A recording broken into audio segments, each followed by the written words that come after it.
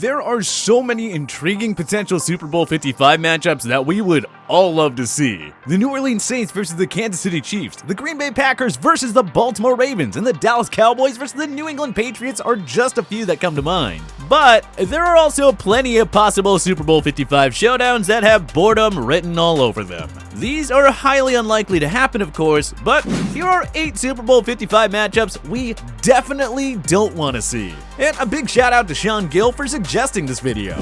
Number 8. Los Angeles Chargers versus Los Angeles Rams. The battle of the two LA sports teams sounds intriguing on paper from a business and marketing standpoint, but it's safe to say that the vast majority of the NFL universe would have a tough time getting behind this matchup. Despite playing in a massive sports market, both the Rams and the Chargers have struggled to develop much of a following since relocating to LA. Many of their home games consist of more visiting team fans than home fans. If LA alone isn't big on supporting the Chargers or the Rams, why would the other fans across the country want to watch this matchup? Yes, there would be a lot of star power here. Aaron Donald, Jalen Ramsey, Cooper Kupp, Robert Woods, Jared Goff, Keenan Allen, Joey Bosa, Derwin James, and the list goes on. But there wouldn't be that much intrigue from a historic standpoint at all. A team that won the Super Bowl more than 2 decades ago against a team that's been mediocre and largely irrelevant throughout its history, where's the hype? Plus, with so many defensive stars on both sides, this could be a very low-scoring, punt-filled game.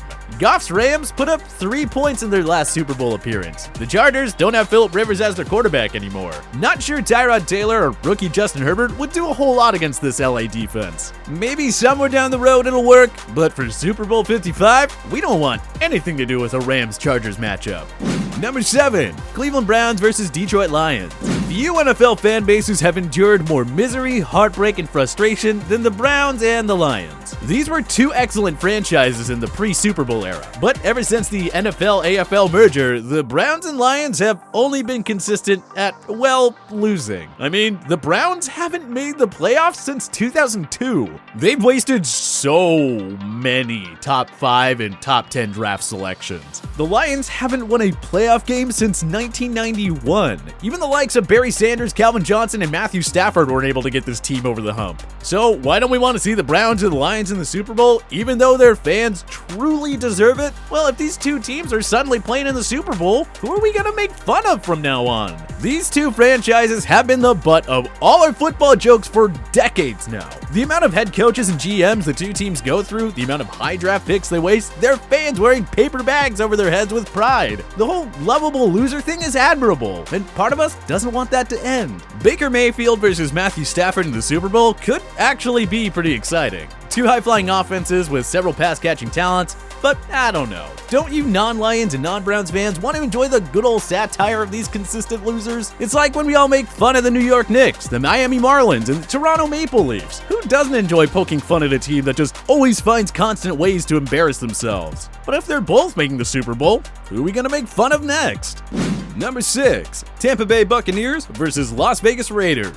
The Buccaneers and Raiders met in Super Bowl 37, aka the John Gruden Bowl. Because of course, Coach Gruden was traded from Oakland to Tampa Bay in the 2002 offseason, so it was only fitting that his new team met his old team in the big game. Here we are less than 2 decades later, and Gruden is back coaching the Raiders. After he was fired by the Buccaneers following the 2008 season, Gruden moved to the Monday Night Football broadcast booth. That was until Raiders owner Mark Davis gave him a 10-year, $100 million contract to return to the sidelines in 2018. It would be quite the storyline if Gruden squared off against the team he won his only Lombardi trophy with in Super Bowl 55, but we'll take a hard pass. Just think about how annoying the whole Gruden Bowl storyline would be again. Not to mention that the Buccaneers now have Tom Brady, and last time Gruden coached the Raiders in a playoff game, they lost to Brady's New England Patriots in the infamous Tuck Rule game. All you would hear about is the Gruden Bowl and how this is a revenge game for him, blah blah blah, Tuck Rule, blah blah blah. Plus you have a past his prime quarterback and Brady versus Mr. Inconsistent Derek Carr.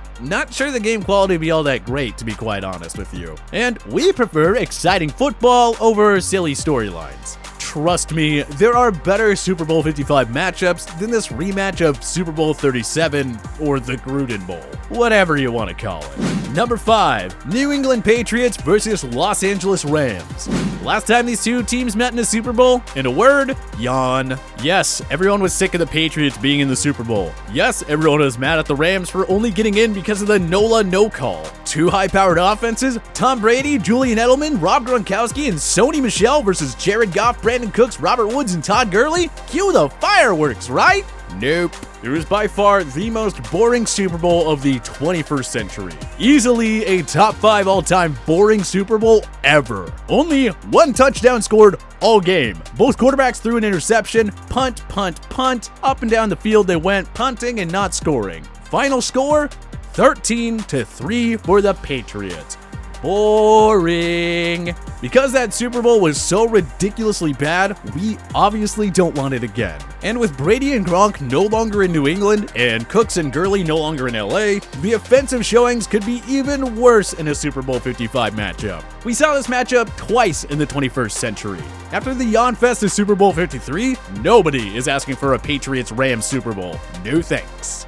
Number 4, Chicago Bears versus Buffalo Bills.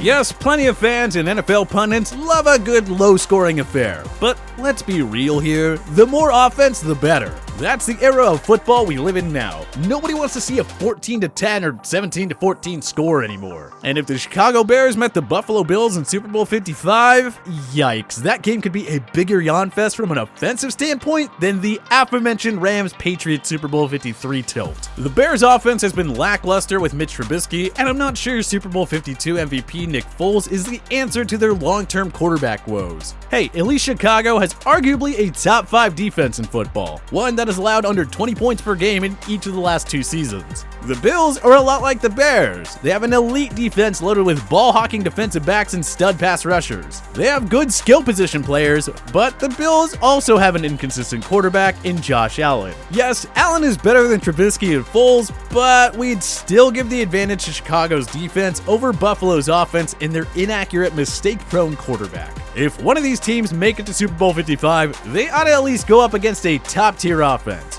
Why? Because offense versus defense is way better than defense versus defense. Number 3, Philadelphia Eagles versus New England Patriots. The last time these teams met in a big game, it was a doozy. Nick Foles completed the ultimate underdog story by outdueling Tom Brady in Super Bowl 52, guiding the Eagles to their first ever Lombardi trophy. So why don't we want a rematch between the Eagles and the Patriots? Newsflash, the 2 starting quarterbacks from Super Bowl 52 are gone. And secondly, we're talking about 2 of the most despised teams in all of football. For those of you who hate both teams, how disgusted were you knowing that one of these 2 clubs would win it all? It's a lose-lose. It's like those of you who watch reality shows like Survivor or Big Brother, your 2 least favorite contestants are in on the final. One of them has to win. You have no idea who to cheer for because you hate both of them. It sucks. The Pats and Eagles are strongly disliked by several prominent fan bases across the country. They each have a recent Super Bowl title to celebrate. So why do we need a rematch? Especially when we know it won't come close to topping their Super Bowl 52 thriller. Yeah, pass.